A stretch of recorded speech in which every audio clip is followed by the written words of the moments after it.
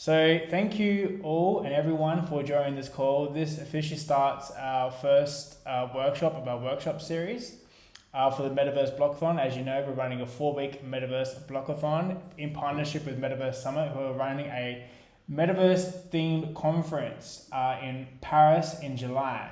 So we've been super excited to partner with them and to provide an opportunity for their audience and their base to, and also ours, to have the opportunity to work with our partners, work with our mentors and experts that we have across our networks in order to ideate, to form teams and to execute on ideas in this competition to potentially win prizes if they win, and even potentially go to Paris if things work out. So thank you all for coming, and I would like to introduce to you Tim Ismiliaev. Hopefully I pronounced that somewhat correctly. Tim is the co-founder of Apostro. He is a hardcore back-end engineer and has been working professionally for over 10 years. So before working for Apostro, he was previously working on Mac vulnerability software. And I believe also he has had experience in building trading engines as well. So I'd like to thank you all for, and also introduce to you Tim. And yeah, thanks for coming, Tim. Did I get your name? It's my pleasure to talk today about risk management. Thank you. It's my first talk about risk management after I started this company a few months ago. So yeah, it will be very exciting for me as well. Thank you. Okay, cool. Let me share my screen first. Here we go. Cool. Can you see my screen? Yep. Cool. My name is Tim. I'm a co-founder of Apostro. We basically are building risk management for DeFi. And today I will talk about risk management and economic attacks on DeFi protocols. My presentation today will consist of 3 parts. First, I will make a short introduction to risk management and economic attacks. Then I will explain a real-world attack on a DeFi protocol, and we will try to reproduce the same attack.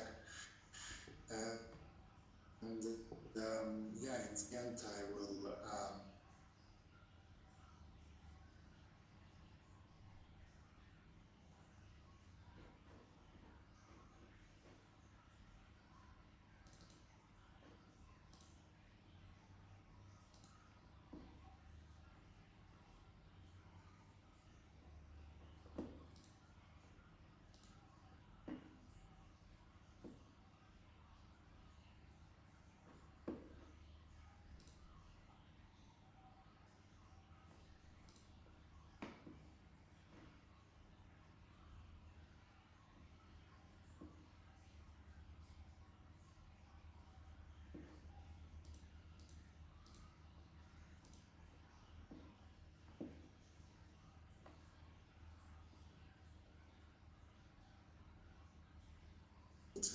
a risk management system from scratch.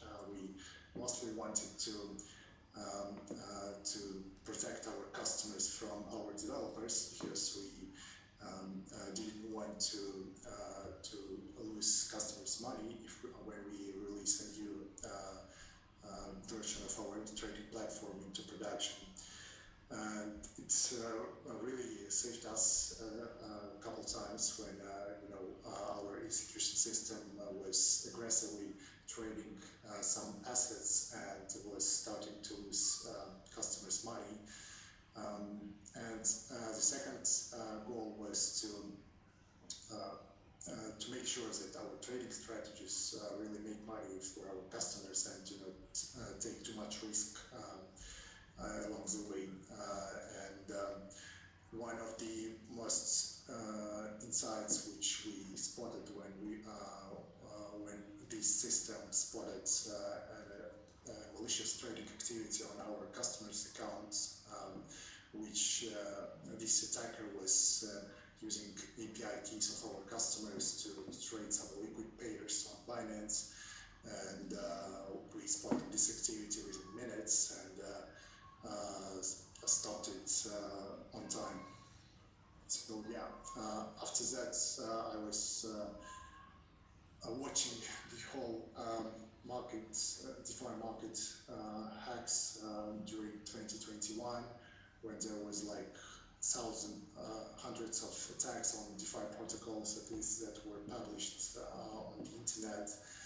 And along the way, my co-founder Cage was back then a co-founder of Acropolis. It's a DeFi protocol. They got hacked last year for $2 million, and when we were, drinking some wine in December, in January, and we were thinking how we could prevent attacks on DeFi protocols, and we were discussing what solutions different DeFi protocols use right now, and we figured out that there are no easy ways to stop economical attacks on protocols. And we started to dig into the problem, and we outlined three types of risks that every major protocol should tackle before they launch the protocol. The first is protocol security risk. It's mostly about technical issues like reentrancy attacks. The other type of attack is governance risk, and the later one is market risk. So basically, first two types of risks, you can hire an audit firm which can make pretty good. They basically cover these two types of risks pretty well, because especially on Ethereum, there are enough history of past attacks, and audit firms right now know pretty good how to make smart contracts safe. But when we talk about the market risks, there are these risks are less explored now, and the market of this kind of tools is still developing, and we are building one of the solutions which DeFi protocols can use on their own. So I guess we can jump into the demo. I wanted to start from, I was thinking about which use case I can showcase to you guys today. And there was one very interesting attack on inverse finance last month. The protocol lost $15 million during an economic attack, and the checklist of an attacker was to search a price for a token, and then use this token as a collateral on this protocol, and due to the price is pretty high than on the rest of the market, they borrowed 50 times more capital from the protocol than they could do if the price did not surge at this level. So that's what the attack looked like. As you can see, just for a few minutes, the price surged from $300 up to $20,000, and using $500,000 as a collateral, they borrowed $15 million in Bitcoins, Ethereum stablecoins, and Wire token. and basically they drained all bitcoins of the protocol, I guess, all stable coins, all Ethereum, and all Wyvern token. Let's now try to reproduce this attack. I will reshare my screen. One sec.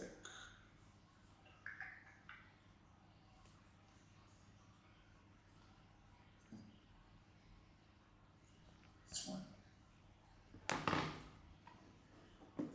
So I was building. I wrote a small snippet to reproduce the attack. Basically, I used Brownie and also Alchemy API keys to connect to Alchemy and to send custom transactions to make the same actions that hacker took during the attack. So basically, let's check out what was the portfolio of a protocol before the attack. They basically had some ETH tokens, some stable coins, 3 million stable coins, 94 BTC, 1588 Ethereum, and some Bio token. And let's check out the portfolio of a thief.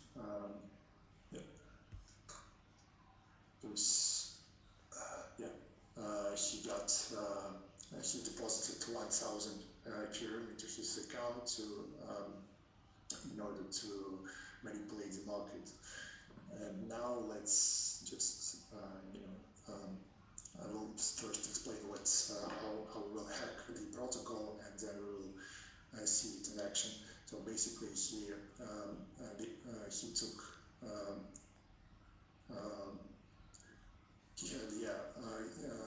he took 500 ETH. Then he deposited these ETH to two pools, basically both on SushiSwap. He placed 200 ETH to buy USDC. Then he bought, using this USDC, some dollar, and using dollar he converted it to ETH token. It's a native token of the protocol, which can be used as a collateral. And the remaining 300 ETH he used to serve the price of ETH token for another pair on SushiSwap, ETH versus ETH. And after that he basically manipulated the price. And the only thing that he had to wait for 15 seconds, because the Inverse Finance Oracle price, Inverse Finance Oracle starts to fetch a new price only starting from a new block. And after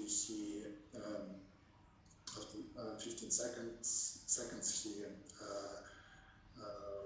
basically put these ETH tokens into Inverse Finance pool markets, and started to borrow a bunch of tokens, which we discussed before, including stable coins, Ethereum, Wyvern tokens, and some bitcoins. So that's basically how this script works. Let's run this script in console.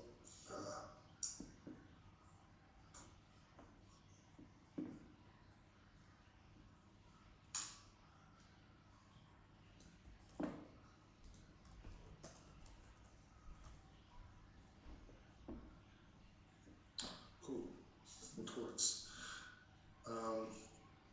So let's recheck the portfolio of a protocol first. We see that initial portfolio was consisted of 5 tokens. There were 4 million stable coins, and for example, 94 bitcoins, and now all these assets are gone, and the protocol only have 64,000 ETH tokens, which costs like a couple $millions on the real market. And let's check out the portfolio of an attacker. He basically has all these tokens on his balance, and now he just, after that, the attacker just swapped all these tokens into through to another cache, and that's it. He's gone. Yeah. So yeah, that was the demo of this attack. Let me share my deck presentation.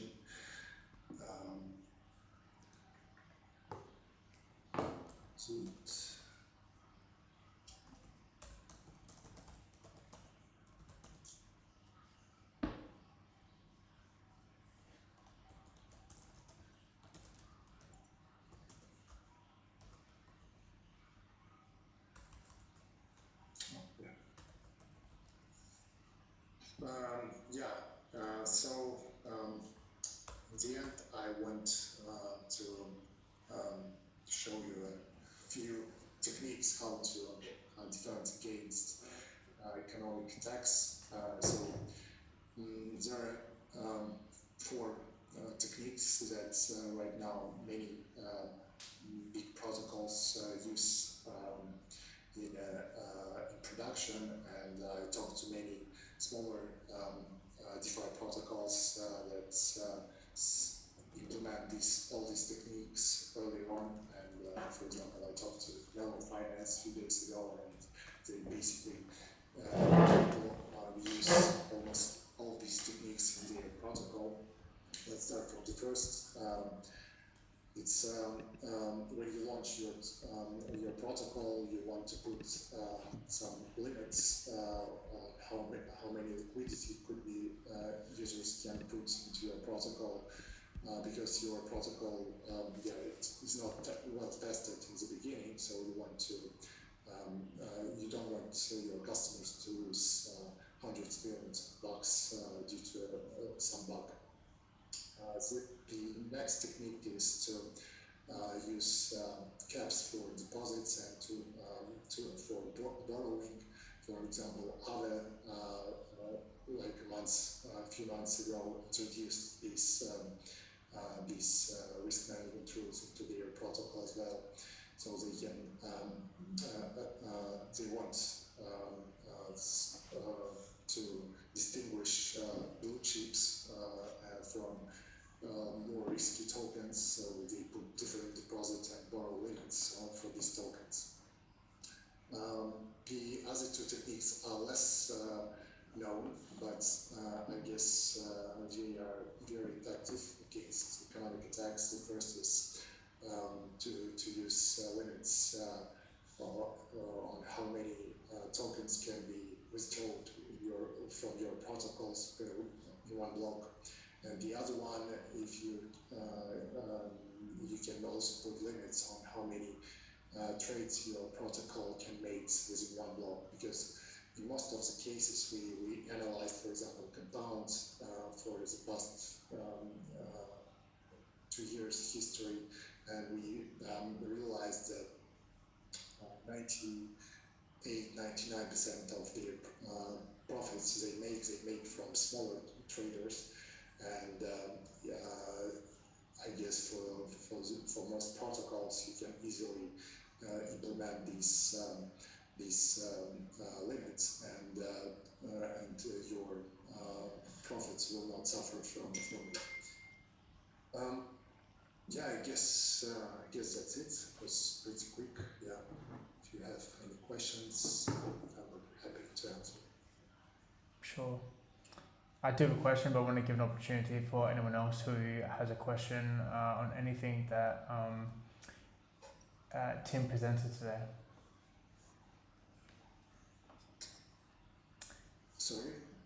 Oh, I was just saying, if anyone has a question, you're more than welcome to unmute yourself and ask a question now before I before I ask my question. So if you've got a question, feel free to ask.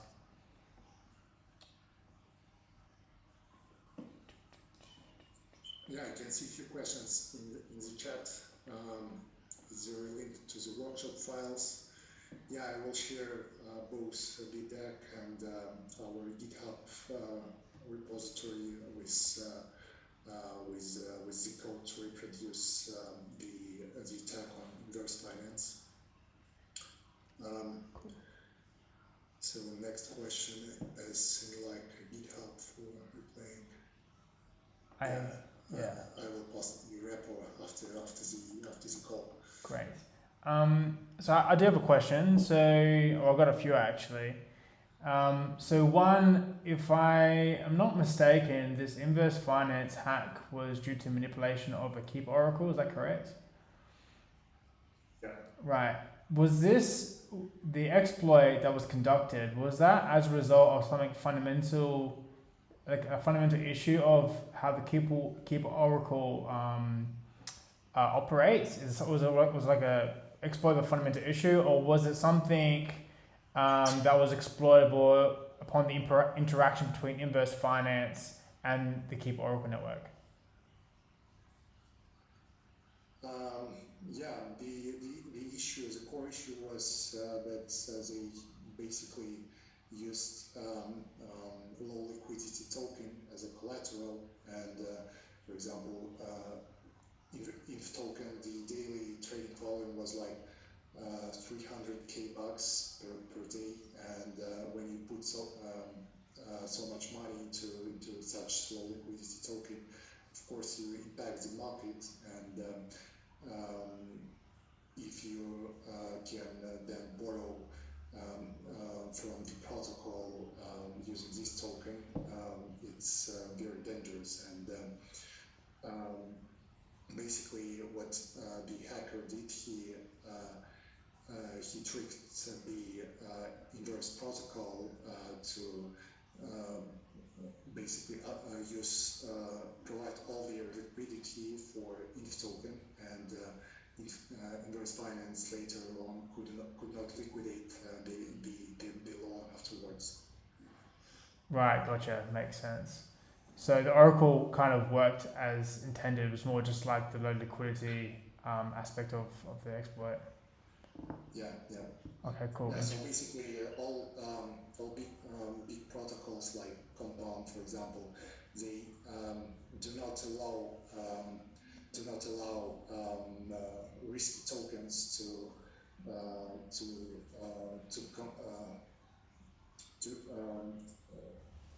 you basically cannot use low liquidity tokens to borrow like 100% of tokens from Compound, because they know that they will not liquidate these tokens if they will have to do it. Right. So this is a bit of an oversight from investors' perspective, actually allowing people to be able to basically borrow on an illiquid token. So that was from their side as a developer, and like you said, like they didn't have certain caps involved to ensure it didn't happen, right? So interesting. So it's more just like a developer oversight, so to speak. Interesting. Really cool. There's very recently over the last 6 months, there's been a bunch of other exploits that have occurred across DeFi and also across gaming, etc. So I've got a kind of few examples. I was wondering if you can give us, if you have further insight into what potentially happened with some exploits I'm about to mention. So I think quite recently, I think everyone probably was quite aware of this. Axie Infinity and their Rona network, which is basically like a private kind of L2 blockchain that they basically run for the Axie Infinity gaming network, got hacked for 625 million. Now, from what I aware, there was potentially some exploit of private keys or something. I'm not so sure. Do you have any more information about how the exploit happened and why?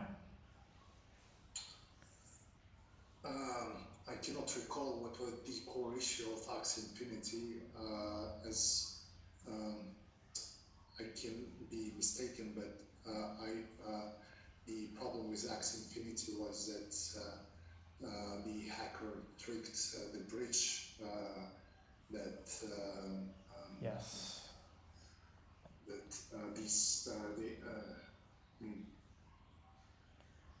that they somehow have more tokens on Ethereum than he actually possesses on the Axie Infinity. Yeah. And it just worked. Yeah. Because it wasn't an economical attack, I didn't investigate it very deeply, so Sure. not commented. Yeah, sure. It's just a great example of,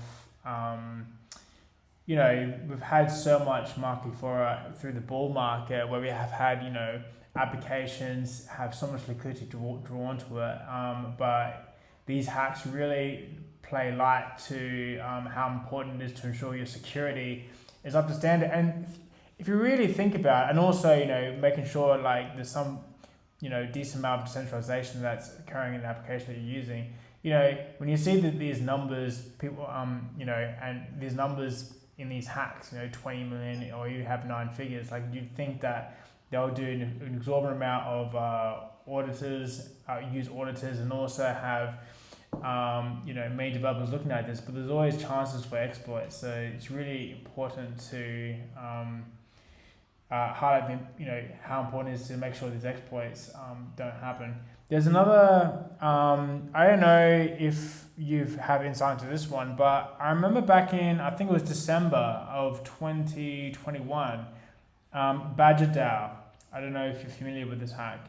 Badger DAO had a $120 million exploit, and they got completely drained. Now, Badger DAO was basically like a DeFi application that focused on Bitcoin as collateral. And I remember when it happened, it was absolutely devastating. The token dumped as you would expect. Do you have more insight into what happened in that exploit? No, I frankly did not investigate Badger DAO hack Sure. very well. We mostly, I guess the most interesting exploit in the past year was Green Finance hack, when attacker basically took $125 million from Green Finance, and that was an example of pure economical attack on protocol. Right. What he basically did,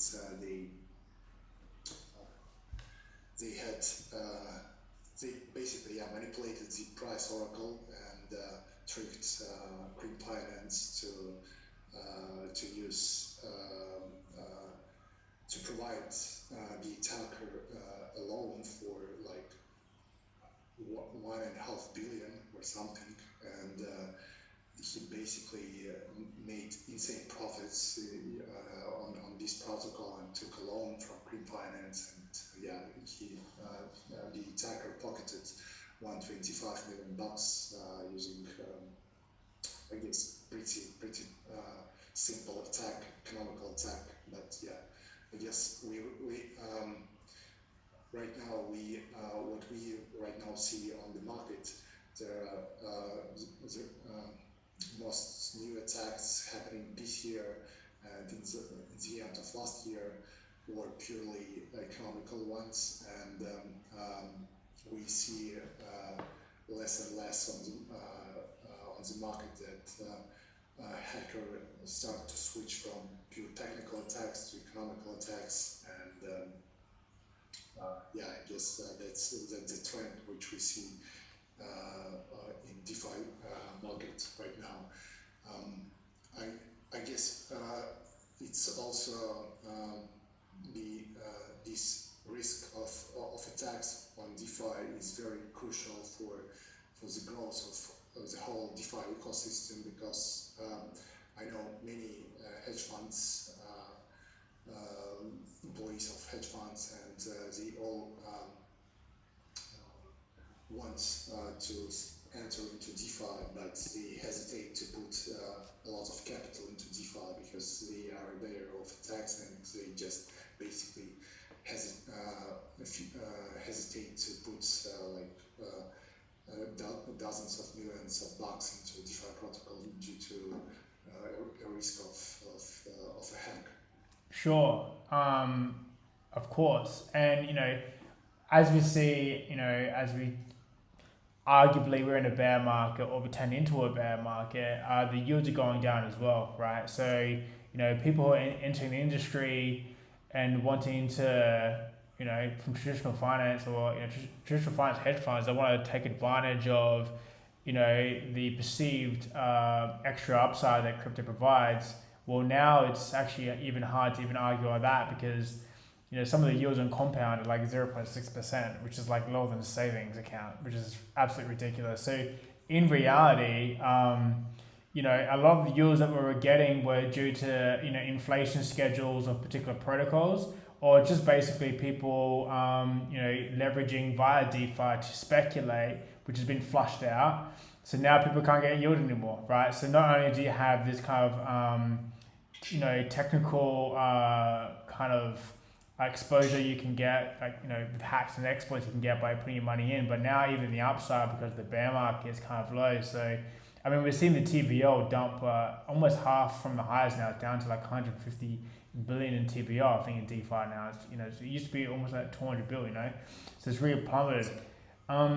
It's very interesting that you mentioned about the trends on what the exploits look like, and now it's become much more economic attacks rather than technical. And it's probably because we've had many iterations of DeFi applications and protocols being built out, arguably over the last 2 years, really, since DeFi summer, right? And so I guess over that time, the developers have learned, all the major sticking points with DeFi protocols and the application being built out, and they kind of understand technically how the exploits can happen. So maybe a lot of that's been covered, but maybe an extra emphasis has been put on that, and less emphasis has been maybe put into economic modeling of the actual markets that these applications and protocols are offering, which is probably the reason why we're seeing the exploits tend towards less technical. And so maybe I think it's just very interesting to see hate to say it, the ingenuity of the hackers, you know what I mean? But it's extraordinary because really they're going to give us insight into how to develop more robust applications in DeFi. So it's very interesting. Yeah, basically, it's these techniques are time proven by traditional finance, and these most funds employ one or the other types of risk management inside their trading platforms, and these trading management tools already protect $1 trillion in traditional finance, but in DeFi we still lack all these primitives that make funds secure in traditional finance. So I guess this situation will change in upcoming years, and I hope new protocols will start to employ risk management tools from the very early, from the beginning of the protocol deployment.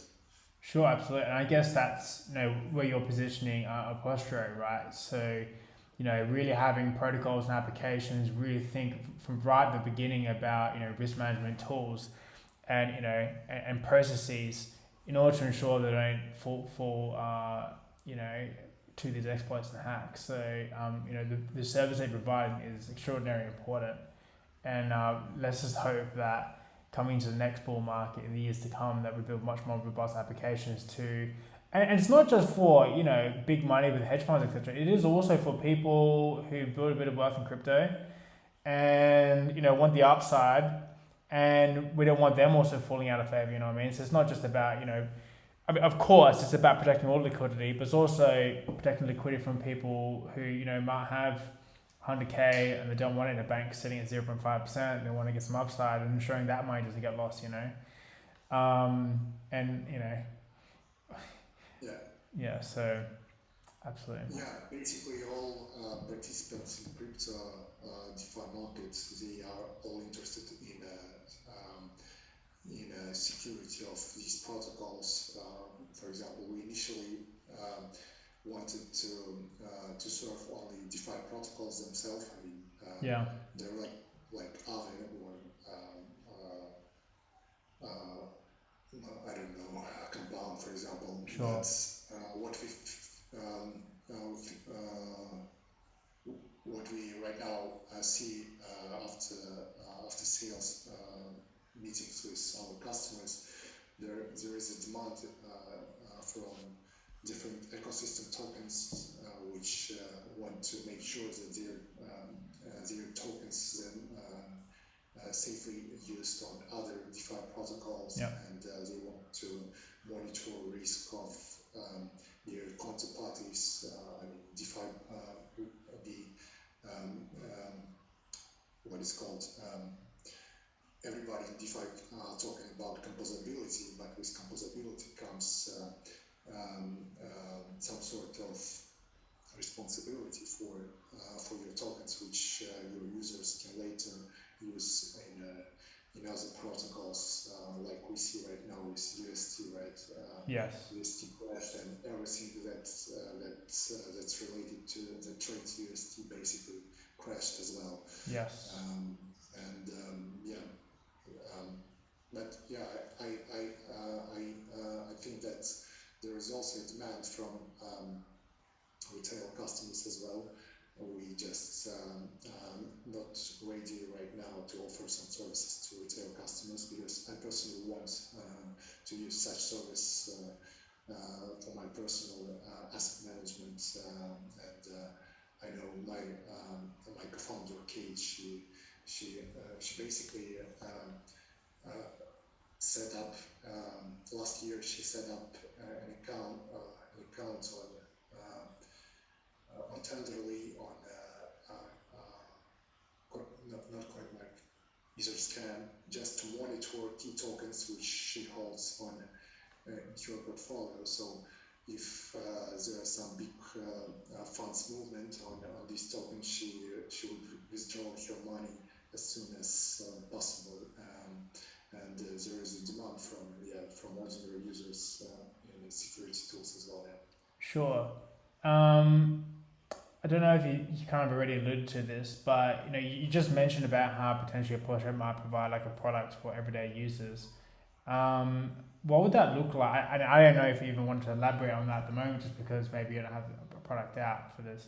But what would that product particularly look like for the user, and how do you think the user will be able to execute upon like such an offering?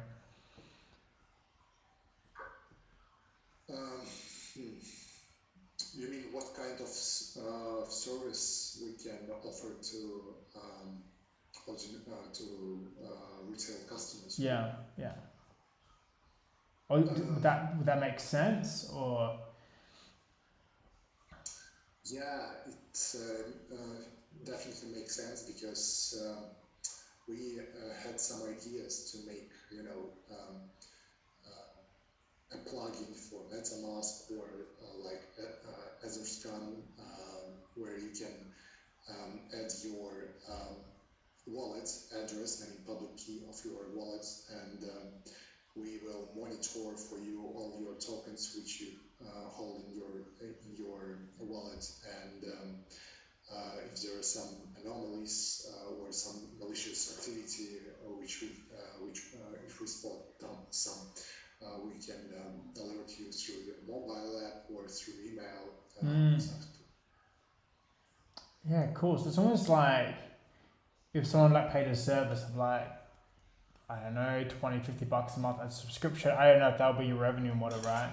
But people got some money and they want to have that feeling of extra protection, or someone, a startup or something focusing, or a company focusing on doing an overview of the security of their tokens, especially when their tokens are involved in certain DeFi applications, right? So it might be that a particular DeFi application has as a part of its markets, bad debt or liquidity that might be at risk.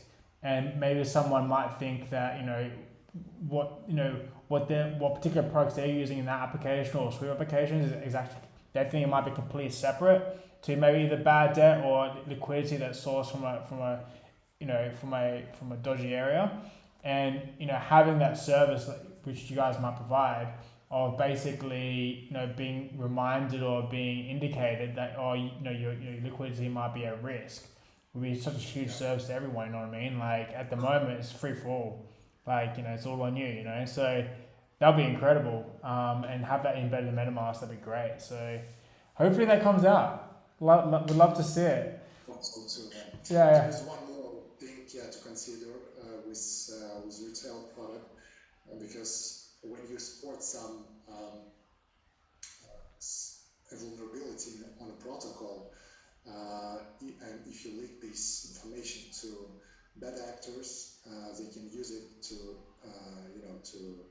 hack the protocol. So we have to, if we want to provide a service to retail customers in future, we have to somehow find a balance when we notify protocol developers first, and if they do not react within, for example, a couple of days, we pass this information to everyone on the internet, so they can, for example, withdraw their money on the protocol. But it's a pretty tricky question right now. Yeah, I mean, like, what would be the industry standard on that? I think the reality is you have to just provide that product, and just like as events come in crypto where you need to inform founders of what the situation is, you probably got some type of duty to inform your subscribers or whatever, what's going on, but you want to give them you want to give the founders or developers a heads up. So just give the benefit of the doubt, what I mean? And if they don't act to fix or rectify the issue, then you have to talk. So regardless, like if you can save the liquidity or like save people's funds, it's what you're gonna do. So makes sense. Yeah, there is, for example, a case in Boston. We spotted, for example, the attack back in April, but there was also the same economical vulnerability back in March, February. So if we this information, we can't leak this information to general public because someone could use this information and hack the protocol, not in April, but maybe March or February. So.